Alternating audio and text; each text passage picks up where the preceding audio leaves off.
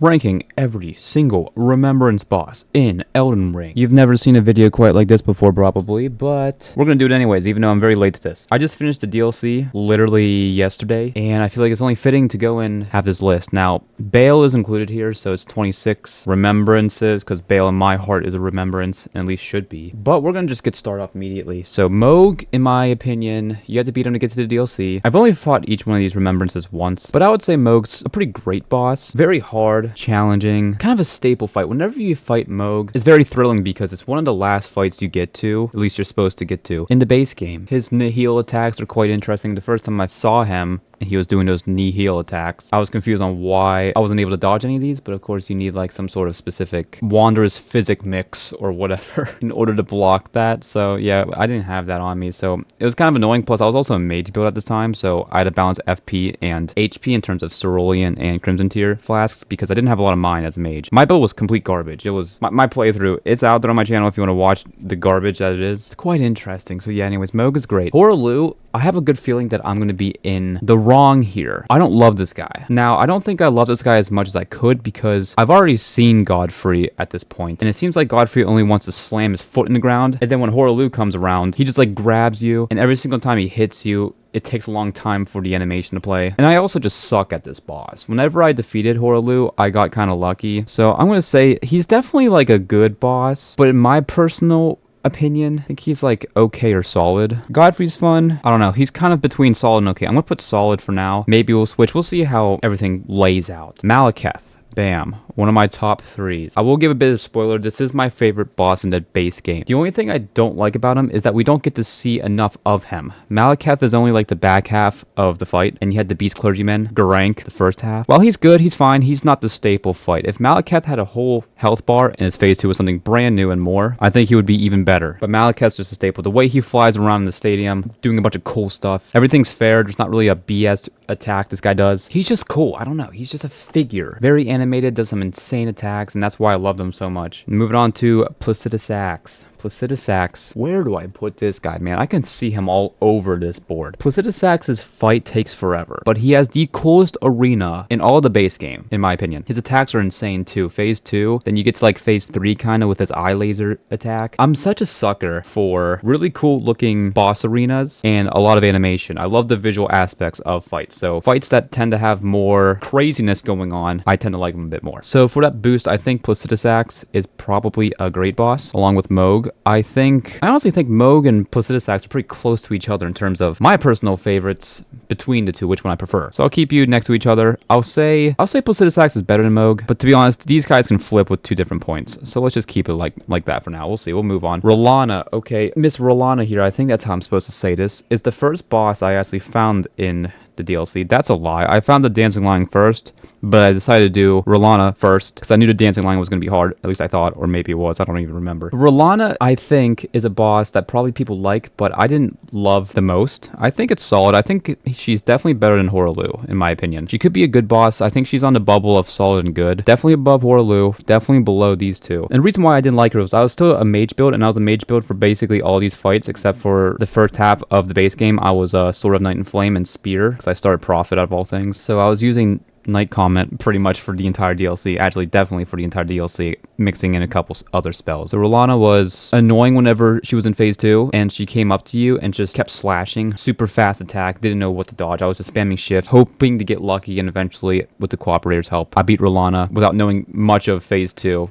So kind of my fault for not learning her too much, but she's definitely probably good if you learn her. But in my opinion, I think she's probably going to sit on the top of solid. Again, I like every single one of these bosses, except for a handful of them. Mesmer. Bam, up here with Malekith. Mesmer is just cool. He is super fair. Every attack he does, there's a way of dodging it, which is a big thing for me, making sure every attack is actually dodgeable in the right situations. Mesmer kind of has it all. Fairness, cool attacks with a snake in phase 2. Hard to learn. Once learned, easy to dodge. Why is there an ice cream man outside of my house? Maybe I should go get some ice cream. That'd be fun. Anyways, in terms of Mesmer and Malekith, which one I like more, these two are the the flippers in my favorite top 3. I don't know which one to pick. Malekith is insane. Mesmer is insane. I just loved both of these fights. So I'm just going to keep Mesmer, I guess, behind Malekith, but these are also flippable, just like Mogan Placidus Axe. Anyways, moving on to Romina, I believe is your name. You're to me. I was quite annoyed whenever I stumbled across this boss because I was really close to doing something really cool, and then you get thrown into this boss arena, and it's like, bro, you gotta defeat this thing in order to do the really cool thing right after. So especially trying to navigate the ruins right before getting to this boss fight was quite interesting, I'll say. But Romina's fight in general, I mean, it was alright. It was pretty cool in some aspects, but it was just, I think it was just the fact that I was just on my way to do something cool. I ran into her. She was not the greatest boss. I don't know. I think she's another person I need to fight again to have a better opinion on. But right now, I don't have a great memory on her fight because I also used a cooperator in this fight. I don't know. Nothing really rings a bell with her. So that's just basically what I have for her. If I don't remember anything, it can't be that great. So yeah. Putrescence Knight. Okay. Boy, was I stupid in trying to find this boss arena. I found the fissure in like, I don't even know what episode, but it took me like 2 or 3 more episodes to actually get to the boss fight. So I didn't know you had to fall down into this one crack to find this guy. So I found this guy way too late where I was way too overpowered. I had like 15 Shadowtree blessings or something. So I never really learned this full. But even then, I think the Putrescence Knight was more fun than Rolana Horaloo, probably. So I think that's our first good. I'm pretty happy with that location. Commander Gaius, or however you say this guy,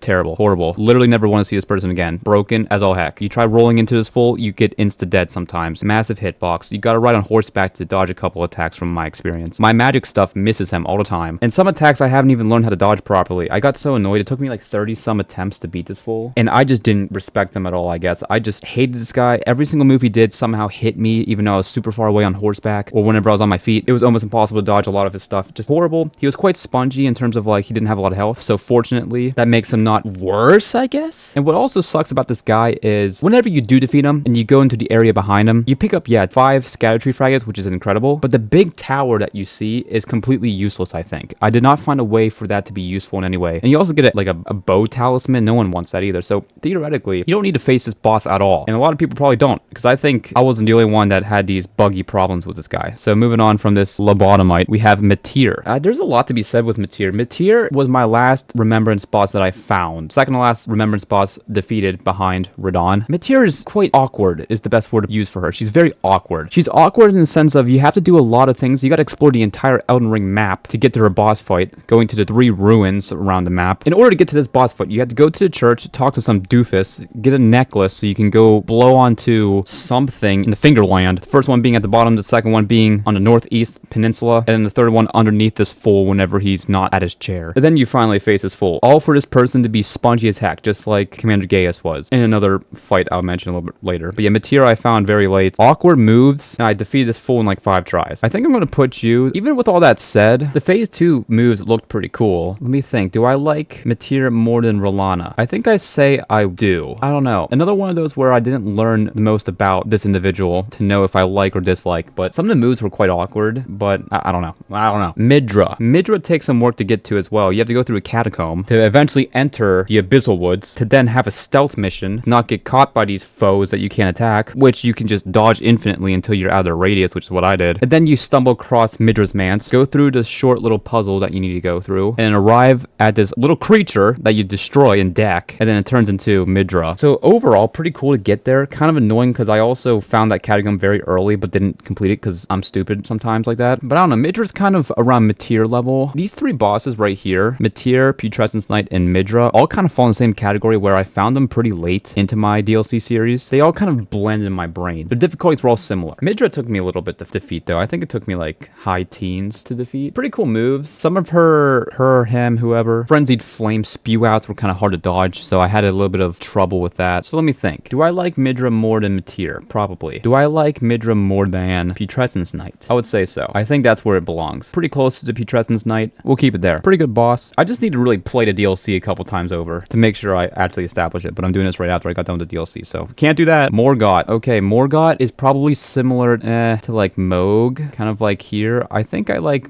Morgott less than Mohg, more than Midra. I think that's accurate. I think Morgott deserves to be great than good. I think there's a step up between Midra and Morgott, bigger than there is Morgott to Mohg. Pretty dynamic fight in a really cool location. Fair, fun, good visuals, good attacks, no BS. Just overall solid fight. Great fight. Bale, top 3. I think he's my favorite. Reason why is since I'm such a sucker for visuals, this guy lights up a boss arena unlike any other boss in any boss arena. Bale took me a little while to defeat. I think it took me like over 3 hours to defeat. That's nothing compared to one boss in here though, which I'll get to. But Bale's arena just lights up crazy in phase 2. The attacks he does is incredible. They're all dodgeable. They're all fair. There's only one attack that I'm kind of questionable about, and that's that the front facing laser straight at you. I haven't found a consistent way to dodge that, but there has been some setups where I know to go left or right depending on what moves he just did. He's quite tanky, but in a good way. He's not like annoying tanky. I think he has a good amount of health. But yeah, dude, his visuals, I just love the way his visuals are. So I think he's my favorite. I think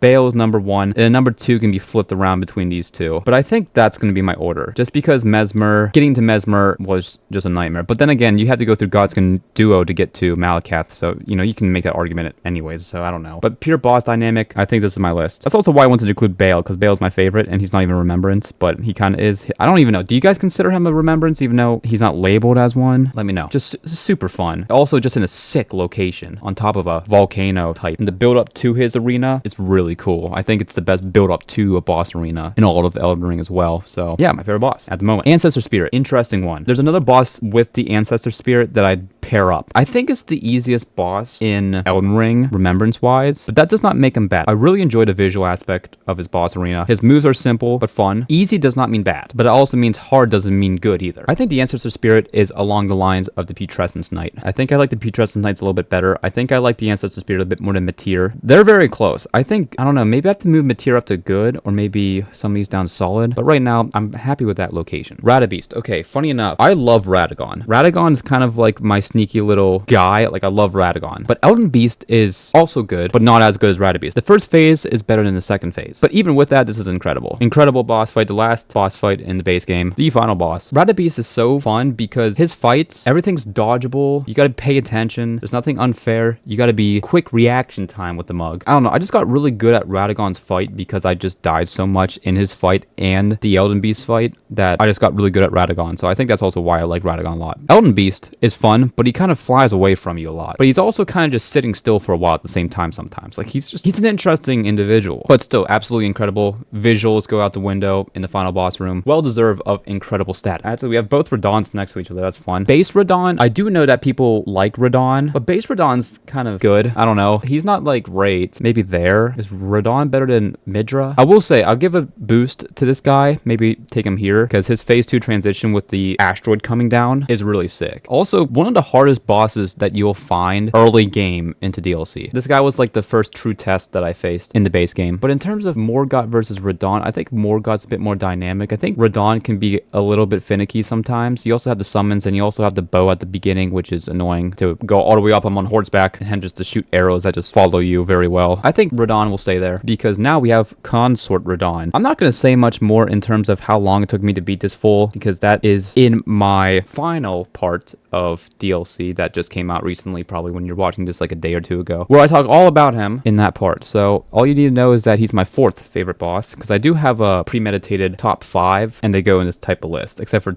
of course 2 being flipped between these 2 because I don't know which one I like more. But man, what do you even got to say about Consort Radon? He is the hardest thing to ever exist. Took me multiple days, multiple recording sessions, and way too much time to defeat this fool, especially in the setup that I had, which my setup is not optimal at all for him and in general. I'm not the greatest with that type of stuff, but you can't dislike this guy, especially how much effort FromSoft has put into Radon. You gotta love this guy. Phase 1's not bad. Phase 1, you get so good at that you know every single move, but Phase 2, you have to dodge those Phase 1 moves in 1 or 2 specific directions so you don't get hit by the follow-up holy attacks that Mikola adds to the fight, and also the 4 or 5 rush attacks that he has, where he duplicates himself 4 or 5 times, and maneuvering that is just absolute bonkers. And this this guy also has a sick phase 2 to phase 3 kind of transition with the similar to the other Radahn, where it goes up into the sky and comes down as a asteroid. So you gotta love the guy. Absolutely incredible boss. Super rewarding whenever you beat this fool. And also being the final boss in the DLC, just a great fight, man. Moving on to Rykard. Rykard, man, this one's kind of hard for me. I think Rykard sits right around here because Rykard's boss arena is great. I love the way it looks. It's beautiful, but that's the best thing about him. You're forced to use a specific weapon on this guy to defeat him. So the boss dynamics and the way you can play the game to defeat the guy is very limited. He's the absolute tank without using that weapon, so you kind of have to use it realistically. And he's quite repetitive in phase 1. Then phase 2, really cool boss arena. I love his massive attack that he does with the skull and then the big sword slam. Very appealing to the eye, which bumps him up a lot in my brain. I think he's pretty similar to Meteor in terms of there's one really cool, insane attack they both do, but outside of that, it's just kind of okay. So because of that, I think both these would be okay without their insane one attack, which is why Meteor's over Rolana and Horaloo, because Meteor has that ball circling thing, whatever. But yeah, Rykard's there. Fire Giant down here. Not as bad as Commander Gaius. Whenever I got done with the game, I told myself there was no boss worse than Fire Giant. I was so wrong. And what's even more annoying about the Fire Giant is that he basically comes back to the DLC in a different form with those fire, I don't even know what they're called. The stupid tall fire burning pot that drops some things you can put into your Wanderer's Physic Potion. I literally only defeated one, the one in the plains immediately whenever you enter DLC. And those guys suck. And those guys are basically what the Fire Giant is. Stupid tanky. You can't see him at all. You gotta keep your distance on this fool, but at the same time, you have to not keep your distance from him. He rolls around like a doofus, and some of his attacks are just not fun. I just don't like this guy at all. It took me like 16 minutes on my winning attempt, I think, to defeat this guy. 16 minutes to defeat this guy. It's just not fun. There was nothing about this guy that was fun. Like, I don't want to go back and do Fire Giant again, but knowing that I have to do Fire Giant to get to Farum Azula so I can go and face Placidusax and Malekith makes it worth it. But Godskin Duo isn't. Thank God Godskin Duo is not a Remembrance, because they would be joining this fool. But Godfrey is an interesting one. Interesting one in terms of it's the first one you really face, remembrance-wise, in all of Elden Ring. And I respect the guy. He's just not anyone else. All he is the first remembrance in the game. There's nothing that really pops to my mind thinking, wow, this guy is cool. Some of his fire attacks are cool, but that's really it. I think he probably is an okay boss. I think I enjoy Horaloo a bit more, Rolana a bit more. Again, I don't dislike this guy. I'm looking forward to attacking him again. But that's basically it. Very standard, good starting remembrance. He does his job perfectly well, but not rememberable. Funny enough, someone else that's joining him is Renala. I don't love Renala's fight. The summons are very annoying in phase 2. And phase 1's stupid. Phase 1, you gotta slap some of her students or something, 3 of them that have yellow glowiness around them. And then Renala falls from her little orbit circle, and then you just slap her a few times. You do that 3 or 4 times here in phase 2. And in phase 2, she barely fights because she just summons crap. So I just don't really like her. I think she's below Godfrey. But you do get the best sorcery wand in the game from her, which I don't even use because I'm weird. Yeah, that's all I really gotta say about Miss Renala. I keep trying to say Renala and Rolana. These two just flip each other. They're probably related in the DLC. I don't know anything about the lore. Fortisax is, once again, Fortisax could be all the way up here, or Fortisax could be down here, to me. Fortisax's fight is not great. I'm going to chuck him here for now. I'm going to talk a bit more about him. Visually speaking, he's one of my favorites. He's up with Mesmer, Consort Radahn, Placidusax. He's up there with those types of visuals to me. I found this guy extremely late in my playthrough because I just didn't even go to deep root depths at all. So I fought this guy when I was at like a level 120. I first tried him, didn't learn anything of his moves, but he was super cool. But I do know people don't like him because he's quite finicky with his hitbox, but I didn't personally experience that, so I'm going to chuck him up in good. I think he kind of belongs with these fools in my brain. I think visually he's probably better than all of these 3. Is he better than Radahn? I don't think so. I think Radahn has a better fight than Fortisax. Yeah, I'm going to keep him there. Again, I'm pretty sure this is a little bit nice of me for Fortisax, but I got to face him again and get a better understanding of how good he actually is. Dancing Lion. Okay. Dancing Lion, whenever I faced him in the boss arena, I liked, but then I faced him in the ruins where he had the death blade effect and I hated him. So going off the remembrance alone, since this is his remembrance fight we're talking about, remembrances, I like this guy. He's fun. He's quite tricky. He's not super hard. I thought he was going to be like top 3 hardest boss fights whenever I was told the DLC starts with like a really hard boss. I was thinking Dancing Lion was going to be almost impossible, but it turns out Dancing Lion's not that bad. The lightning phase was kind of annoying because it kind of has the Radahn factor where you have to dodge in a specific direction in order to dodge his holy attacks or lightning attacks right after. And they're also in the same building as each other, so they probably took inspiration off off each other. Not technically the same building, but, you know, in a similar enough location. It doesn't matter. You know what I'm talking about. It's fine. Dancing Lion's probably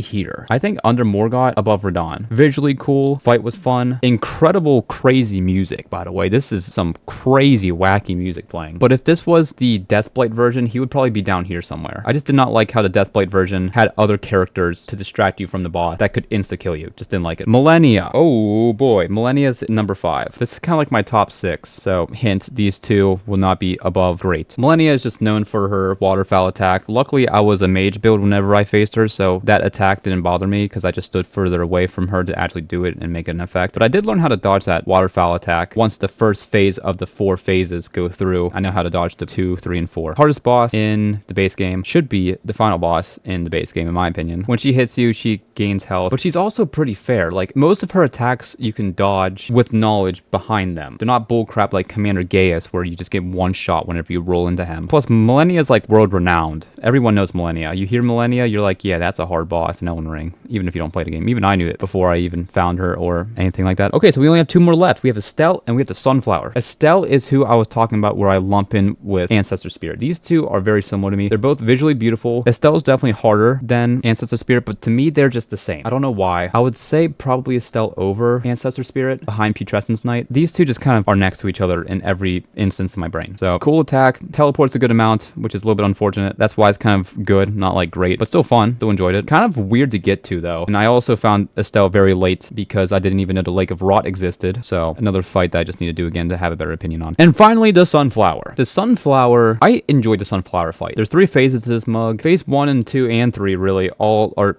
basically the same, but they add like 1 extra move. Phase 2 adds the charge right at you, and phase 3 has the giant yellow blast from his soul spewing pollen everywhere or whatever he's doing. I personally like him. I think he's around Matir level. I think he's better than Matir, better than Rykard, I think. But is he better than the Ancestor Spirit and Estelle? I think I like the Putrescence Knight a little bit better than the Sunflower. Sunflower or Estelle? I think I'm gonna put the Sunflower there. I think I do prefer him over Estelle, just barely. Putrescence Knight over Plant? Probably. Okay, sure. So this is my list. I'm not going to change anything about it. Would I change some things around looking back at it? Maybe. But this is my list I'm going to throw out there. So let me know where you agree, where you disagree, and if I have a baffling take or not, because I genuinely don't have a great whereabouts as to where some of these bosses may go. Okay, I changed things up a little bit. Dislike for Fire Giant completely, and you can't even read this. That's how bad this guy is. But it says should not be in the game as is. Needs some fixing. Seemed to rush. Whatever. Here's my list. Hope you guys enjoyed this. Let me know if there's anything that you agree or disagree with or any outstanding takes. Let me know. If you guys like what you see, feel free to like and subscribe, and I'll see you guys in the next one. Take care.